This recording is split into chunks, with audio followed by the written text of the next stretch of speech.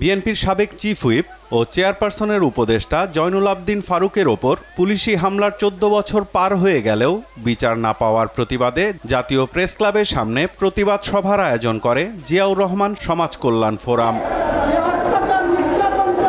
প্রতিবাদ সভায় রাষ্ট্র ও দেশের মানুষের জীবন নিয়ে খেলা না করতে ক্ষমতাসীনদের প্রতি আহ্বান জানান বিএনপি চেয়ারপারসনের উপদেষ্টা সৈয়দ মোয়াজ্জেম হোসেন আলাল।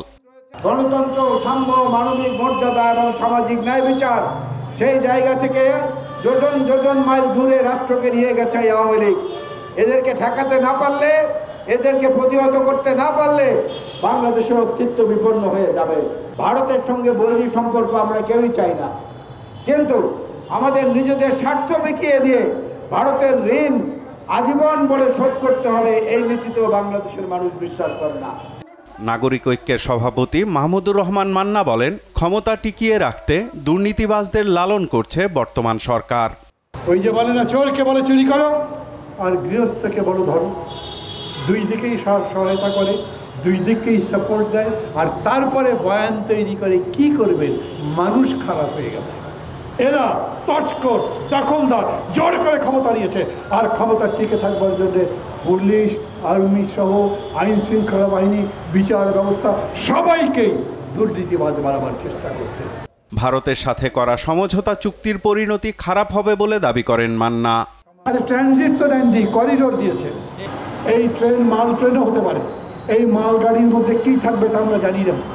যদি কোনো দেশ মনে করে এই মালগাড়ির মধ্যে অস্ত্র আছে, যদি আপনাদের চতুর্দিকে সেভেন সিস্টারের মধ্যে যে গোলমালগুলো চলছে তারা মনে করে এর মধ্যে অস্ত্র আছে, আমরা বাধা দেব, তার মানে হচ্ছে বাংলাদেশকে আপনারা একদিকে ভারত এবং চীনের যে দ্বৈরথ চলে, তাদের মধ্যে সমস্যা চলে, তার জায়গায় তৈরি করেছেন। আর একদিকে আপনি ওই সব এলাকায় যত সমস্ত বিদ্রোহী আছেন তাদেরকে উস্কে দিচ্ছেন। দেশের স্বাধীনতার উপরে এটা একটা বিপদ হতে পারে। বর্তমান সরকার শুধু জালিমি নয়, একটি প্রতারক সরকার দাবি করে মান্না বলেন, এখনো ক্ষমতা আঁকড়ে থাকলেও তাদের যেতে হবে। কেউ কেউ এরকম বলেন, ভাই এত কিছু করলেন কিন্তু সরকার তো যায়নি। আমি মানি যায়নি, কিন্তু যাবে, যেতে হবে। এই সরকার থাকার সরকার নয়, এটা কোনো সরকারই নয়। সাইফুল রিপন, দেশ টিভি, ঢাকা।